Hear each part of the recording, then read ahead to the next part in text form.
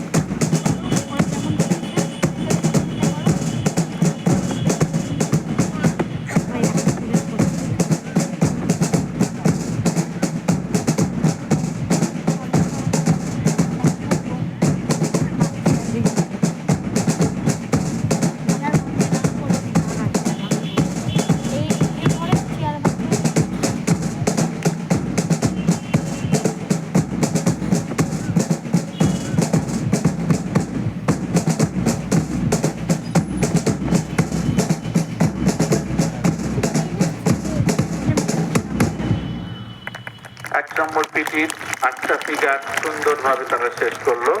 এরপরে PT number 2 এর figure 7টি figure, নেতৃত্বে অস্মিতা দে।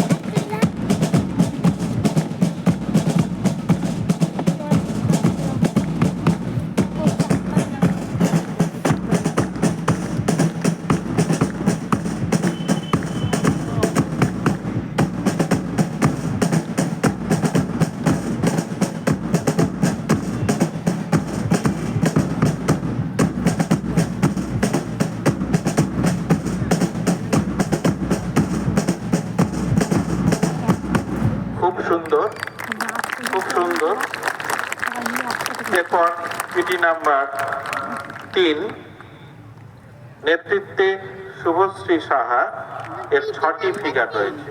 শুরু হচ্ছে 3 নম্বর পিটির 6টি ফিগার।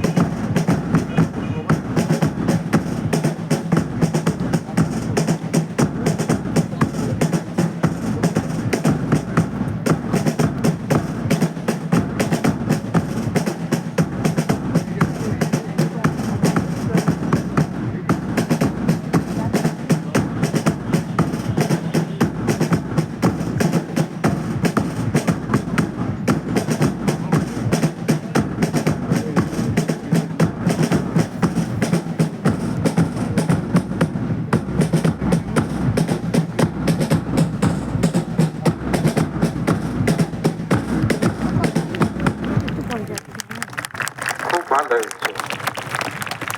পিটি নাম্বার 3 সুন্দরভাবে শেষ হয়েছে। এবার পিটি নাম্বার 4 ফিগার 6টা, নেতৃত্বে সূর্য দেবনাথ।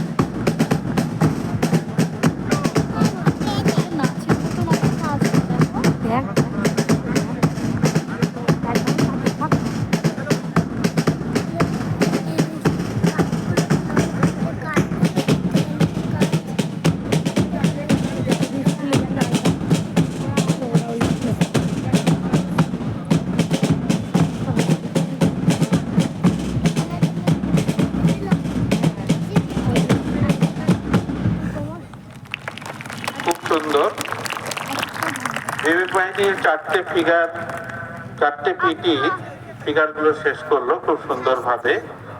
এখন পরবর্তী ড্রিলের জন্য প্রস্তুতি নেওয়া হচ্ছে। এখন ফ্ল্যাগ ড্রিল হবে। ফ্ল্যাগ ড্রিলের 6টি ফিগার, নেতৃত্বে রয়েছে আরোহী নস্কর। স্কুলের বার্ষিক পরীক্ষা, শীতের অল্প বেলা, সে কারণে প্রস্তুতি নিতে একটু খামতি হয়েছে। অল্প দিনের প্রস্তুতিতে এই ছোট ছোট ভাই বোনেরা যে প্রদর্শন করছে তাতে তাদের ধন্যবাদ দেওয়া ছাড়া উপায় নেই। এখন ফ্ল্যাগ ড্রিল।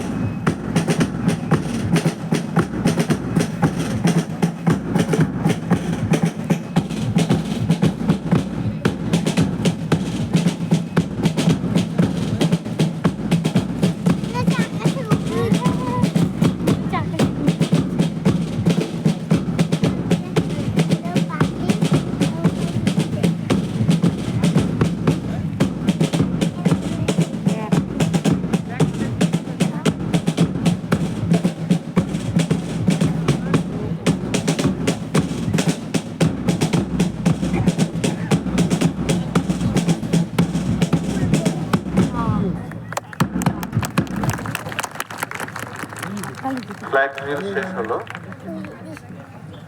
এরপর আরেকটি ড্রিল রয়েছে, ডাম্বেল ড্রিল। প্রত্যেকের হাতে দুটো করে ডাম্বেল থাকবে, তার মাধ্যমে এই ড্রিলের প্রদর্শন।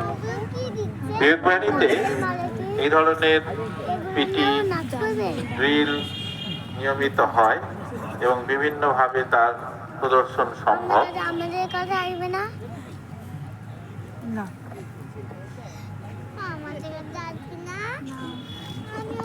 ডাম্বেল ড্রিলের 8টি ফিগার, নেতৃত্বে গৌরব সাহা।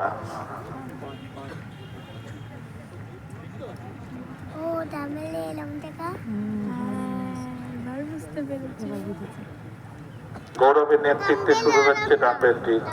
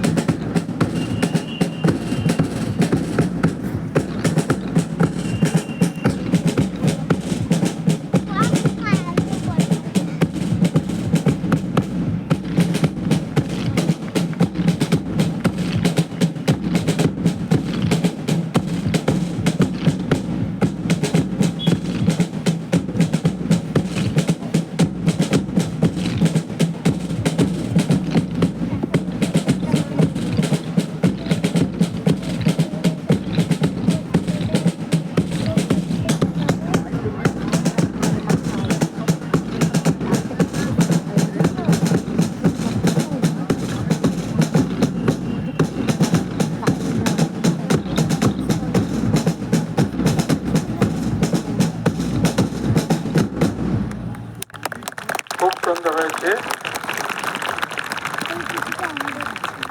ডাম্বেল ড্রিল শেষ হলো। আমরা এতক্ষণ দেখলাম PT, flag drill, dumbbell drill. এগুলো নিয়মিত অভ্যাসে শরীর চর্চা হয়, দেহ সুস্থ থাকে, আবার শিশু মনে আনন্দও দেয় এই ড্রিল। এখন ছড়া হবে।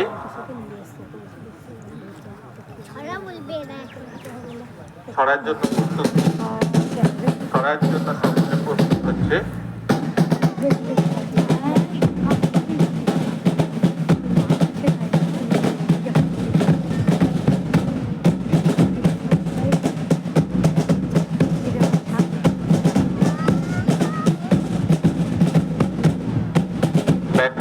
তালে তারা সুন্দর একটা গোল করে ফেলছে। তারপর শুরু হবে ছড়া।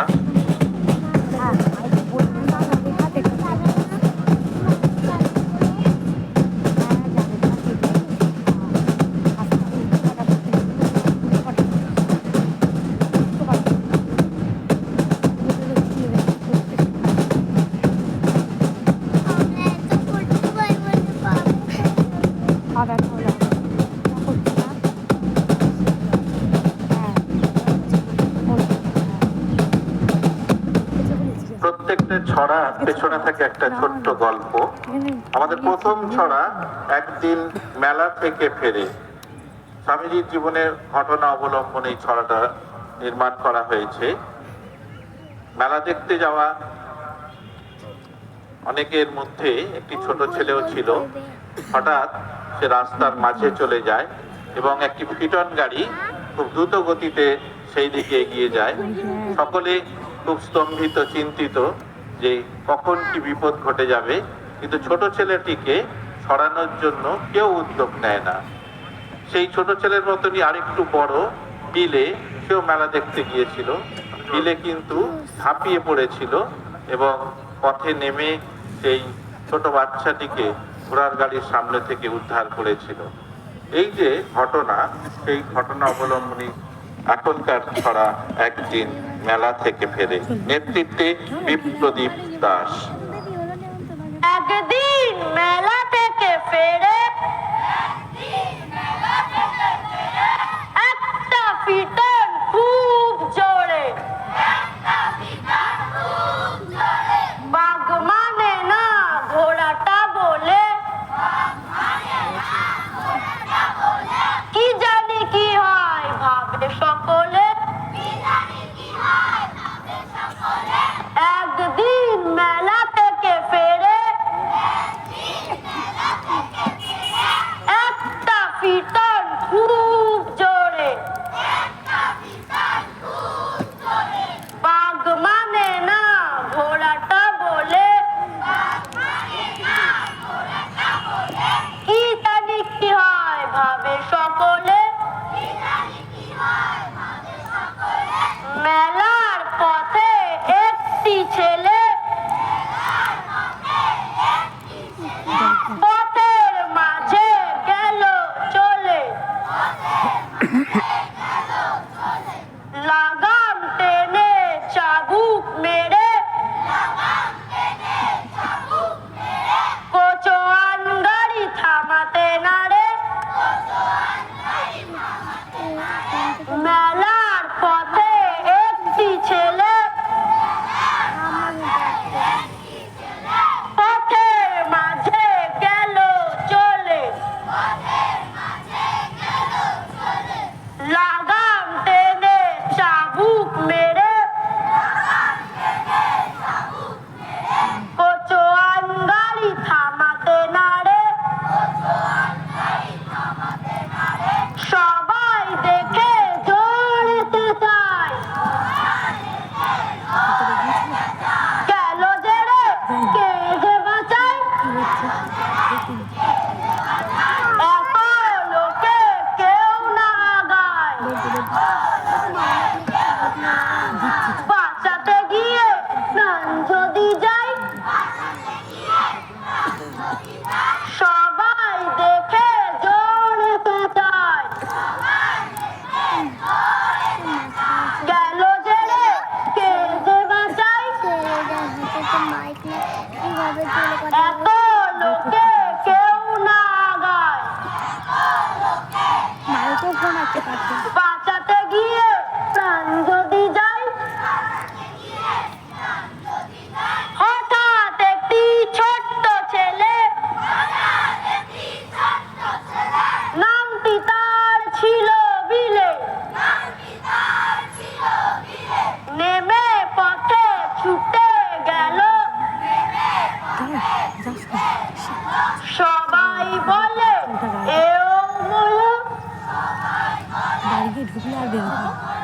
হঠাৎ একটি ছোট্ট ছেলে, নামটি তার ছিল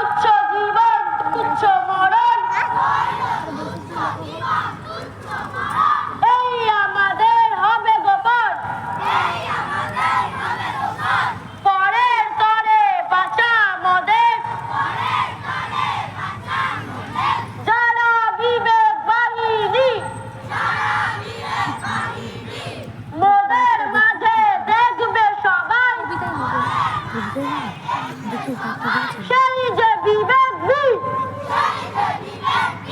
করলো তুচ্ছ জীবন তুচ্ছ মরণ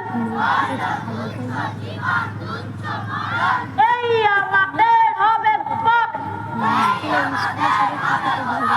পরের তরে বাঁচা মোদের যারা বিবেক বাহিনী মোদের মাঝে দেখবে সবাই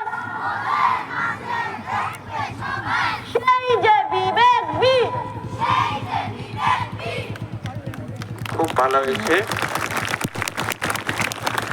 এই রকমই নীতি শিক্ষামূলক ছড়া বিবেক বাহিনীতে করা হয়, যাতে ছোট থেকেই শিশু মনে একটা ভালো প্রভাব পড়ে, তারা সুশিক্ষায় নিজেদের বড় করে তুলতে পারে।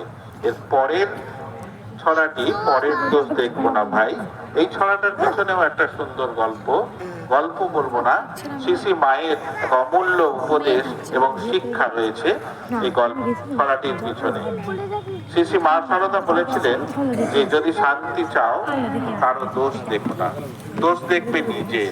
আমরা বেশিরভাগই কোনো কাজের পেছনে অন্যের দোষ খুঁজে বেড়াই, কিন্তু যদি আমরা নিজের দোষের দিকে তাকাই তাহলে দেখবো যে আমাদেরও অনেক দোষ আছে, সেই দোষটাকেই আমাদের শুধরে নিতে হবে। সেই শিক্ষাই শিশি মা সারদা দিয়েছিলেন। এখন সেই শিক্ষার উপর ভিত্তি করেই পরের ছড়া পরের দোষ দেখবো না ভাই, নেতৃত্বে সানভি সাহা।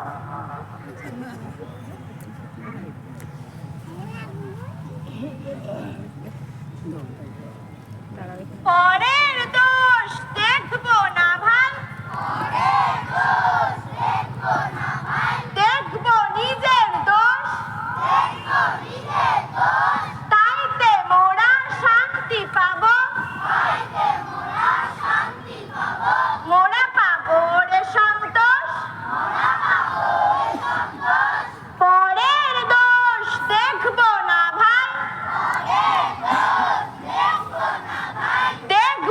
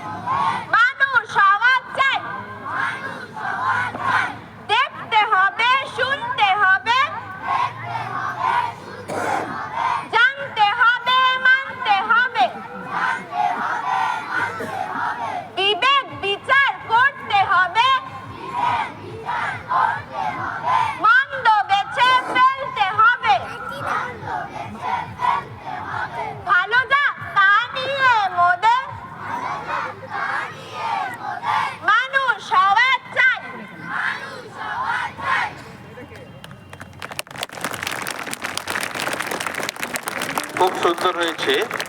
এই মানুষ হওয়ার শিক্ষাই এই বিবেক বাহিনীতে প্রতিনিয়ত ছড়া, পিটি, প্যারেড, খেলাধুলা, আলোচনা, গল্প বলার মাধ্যমে শিশু মনে প্রভাব ফেলানোর চেষ্টা করা হয়। আমাদের পরের ছড়া একদিন এক সিংহ ভায়া, ছড়াটার মধ্যেই রয়েছে একটা সুন্দর গল্প। একটি ছোট্ট শাবকের জন্ম দিয়ে এক সিংহের মৃত্যু হয়। সেই ছোট সিংহ শাবকটি ভেড়ার দলে বেড়ে ওঠে। তারপর সে বড় হয়ে ওঠে, ঘাস খায়, ব্যবা করে, সে ভেড়াদের মতনই আচরণ করে।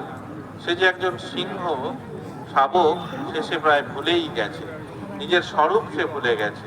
পরে এক সময় এক সিংহ তাকে দেখতে পেয়ে একটা জলের কাছে নিয়ে যায় আর তাকে দেখিয়ে, ছাওয়া দেখিয়ে বলে, এই দেখ তুই সিংহ, তুই পশুরাজ, তোর মধ্যে অনন্ত শক্তি আছে, অনন্ত সম্ভাবনা রয়েছে, তার প্রকাশ ঘটাতে হবে, তুই পশুরাজ। সেইটা দেখে সে তার স্বরূপ জানতে পারলো। সেটা অবলম্বনই আমাদের এই ছড়া। আমরাও আমাদের স্বরূপ অনেক সময় ভুলতে বসি। আমরা যদি নিজেদের স্বরূপ জানি তাহলে আমরাও অনেক কিছু হয়ে উঠতে পারি, অনেক কিছু করতে পারি। এখনকার ছড়া একদিন এক সিংহ ভায়া, নেতৃত্বে অর্ণব বিশ্বাস। একদিন এক সিংহ ভায়া দেখলো মেষের পালে, তাহার ভয়ে সিংহ শিশু ছুটছে মেষের দলে। একদিন এক সিংহ ভায়া দেখলো মেষের পালে, তাহার ভয়ে সিংহ শিশু ছুটছে মেষের দলে। ব্যা ব্যা করে ডাকছিল সে, খাচ্ছিল ঘাস পাতা, তাই না দেখে সিংহ ভায়া পেল মনে ব্যথা। ব্যা ব্যা করে ডাকছিল সে, খাচ্ছিল ঘাস পাতা, তাই না দেখে সিংহ ভায়া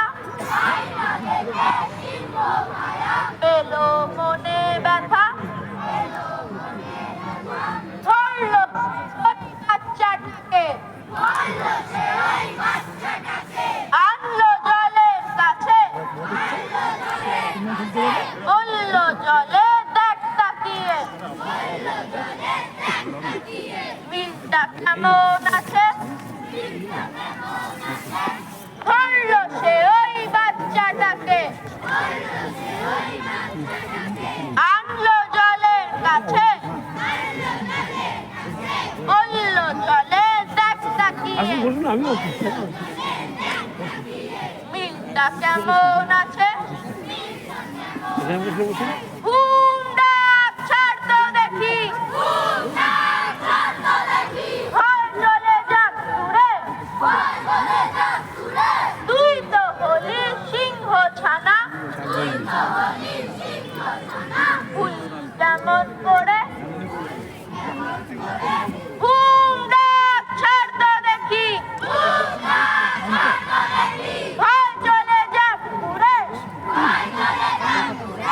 তুই তো হলি সিংহ ছানা, ভুল কেমন করে। এক লাফেতে সিংহ ভায়া ধরল যে এক মেষে,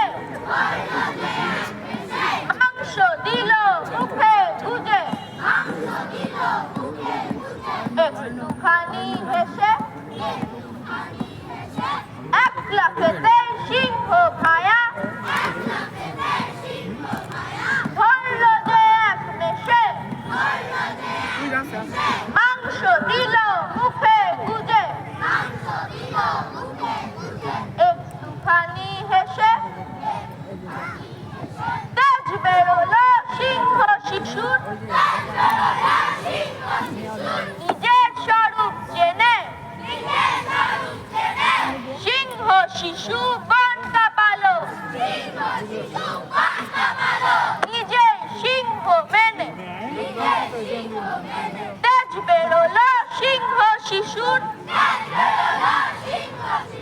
নিজের স্বরূপ জেনে সিংহ শিশু বন কাঁপালো নিজে সিংহ মেনে মেষ ভেবে সে সিংহ শিশু হারিয়েছিল বল যা নয় তা ভেবে মোরা হব না দুর্বল মেষ ভেবে সে সিংহ শিশু হারিয়েছিল বল যা নয় তা ভেবে মোরা হব না দুর্বল স্বরূপ মোদের জানবো মোরা সেরা মানুষ হব আছে শক্তি সাহস বুদ্ধি হৃদয় কেন খাটো রব স্বরূপ মোদের জানবো মোরা সেরা মানুষ হব আছে শক্তি সাহস বুদ্ধি হৃদয় তবে কেন খাটো রব তবে কেন খাটো রব তবে কেন খাটো রব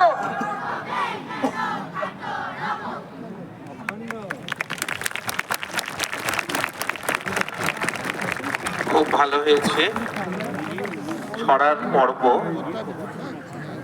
এখানেই শেষ হলো, কিন্তু বিবেক বাহিনীতে